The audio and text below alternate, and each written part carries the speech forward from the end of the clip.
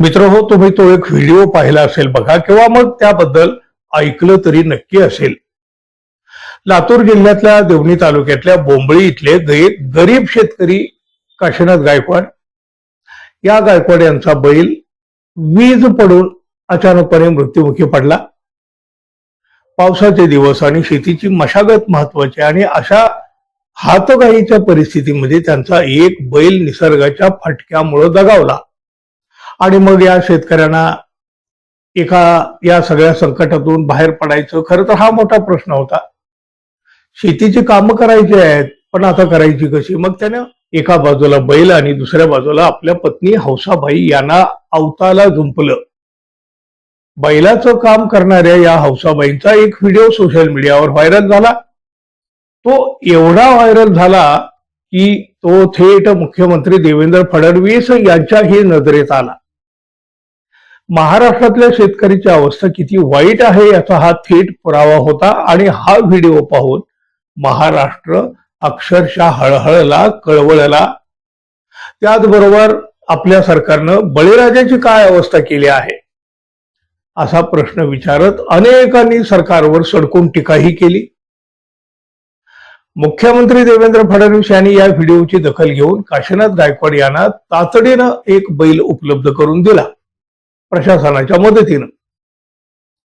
बैलाच्या जागी हौसाबाईला झुंपलं होतं, पण आता या हौसाबाईच्या जागी एक बैल मिळाला होता. त्यामुळं केवढा आनंद वाटला या दाम्पत्याला, मोठा आधार वाटला त्यांना. मुख्यमंत्र्यांनी दखल घेतली म्हणून केवढा गाजावाजा झाला, बातम्या झळकल्या, फोटो झळकले. मुख्यमंत्री देवेंद्र फडणवीस यांचा हवा तेवढा उदो झाला, आणि मुख्यमंत्र्यांनी दिलेला बैल शेतात कामाला जुंपला तसा तो थेट खाली कोसळला. काशीनाथ गायकवाड यांना दिलेला हा बैल आधीच आजारी होता. तो काय शेतात मशागतीचं काम करणार? शेतात आडवं झालेल्या या बैलाचा व्हिडिओ सुद्धा पुन्हा व्हायरल झाला. या गरीब शेतकऱ्याला त्याची मदत तर नाहीच, पण या बैलाच्या उपचाराचा खर्चही त्या गरीब शेतकऱ्याला करावा लागला. मदतीच्या नावाखाली प्रशासनानं आजारी बैल शेतकऱ्याला दिला आणि शेतकऱ्यांची फसवणूक केली अशी टीका सरकारवर सुद्धा झाली आणि प्रशासनावर सुद्धा झाली. मुख्यमंत्र्यांनी ही जबाबदारी प्रशासनावर सोपवली होती, आणि प्रशासनानं असा आजारी बैल संकटात असलेल्या, अडचणीत असलेल्या शेतकऱ्याला अशा पद्धतीनं सोपविला. एक दिवसापूर्वी वाहवा मिळवली, पण लगेच त्यातली फसवणूक सुद्धा समोर आली. लोक सरकारच्या मदतीवर हसले, राजा उदार झाला आणि इथंही फसवून गेला अशा प्रतिक्रिया उमटल्या.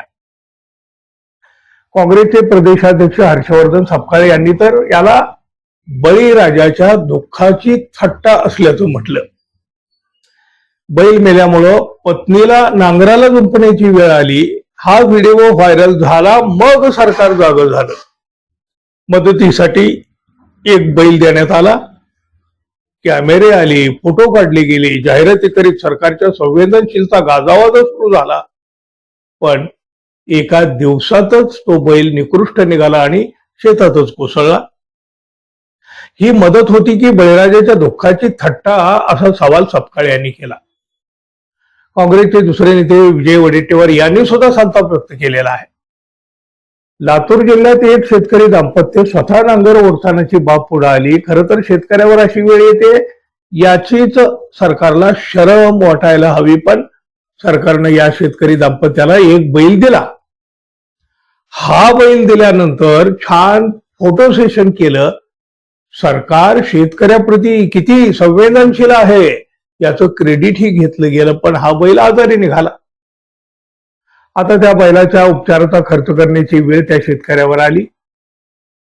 शेतकऱ्याबद्दल असलेली सरकारची अनास्था पुन्हा एकदा दिसून आली आहे, अशा शब्दामध्ये त्यांनी संताप व्यक्त केलेला आहे.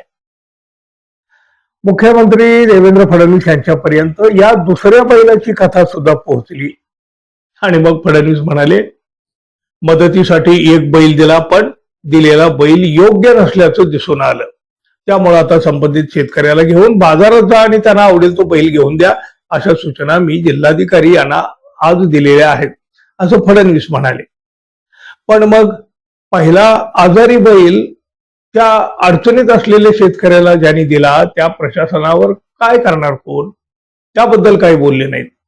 आता हा दुसरा बैल सुद्धा कसा निघेल माहित नाही, पण सरकारची इज्जत मात्र दुसऱ्यांदा वेशीवर टाकली गेली. मुख्यमंत्र्यांचा आदेश असताना सुद्धा प्रशासन किती बेफिकीर असू शकतं याचं हे सर्वात मोठं बोलकं उदाहरण ठरलेलं आहे. महायुती सरकारचा आपल्या प्रशासनावरही किती वचक आहे हे सुद्धा यातून दिसून आलं ना. काय ही चित्रकथा बघा एका गरीब शेतकऱ्याची आणि सरकारच्या मदतीची. राजा उदार झाला आणि इथंही फसून गेला. काय म्हणाल काय मित्रांनो तुम्ही या सगळ्या प्रकारावर जरूर व्यक्त व्हा. आणि आपण अजून आपल्या चॅनलला सबस्क्राईब केलं नसेल तर कृपया सबस्क्राईब करावं ही अपेक्षा तर आहे. धन्यवाद. पुन्हा भेटू. नमस्कार.